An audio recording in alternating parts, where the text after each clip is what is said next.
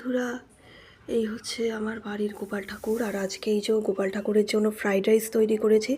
Fried rice ভোগ গোপাল ঠাকুরকে নিবেদন করা হয়েছে। আর এটা হচ্ছে সকালবেলার ব্রেকফাস্ট ওনার, কচুরি, এখানে মিষ্টি আছে, আর এই হচ্ছে ডাল। আর এইটা হচ্ছে আজকে দ্বীপ্রাহারিক মানে ওনার ভোগের সেবা। এখানে গোপাল ঠাকুরের জন্য ভোগ রয়েছে। এছাড়া আমার যে মা ভৈরবী দেবী রয়েছেন এখানে আমাদের মন্দিরে, সেই মন্দিরে মা ভৈরবী দেবীর জন্য এই ভোগ নিবেদন করা হয়েছে।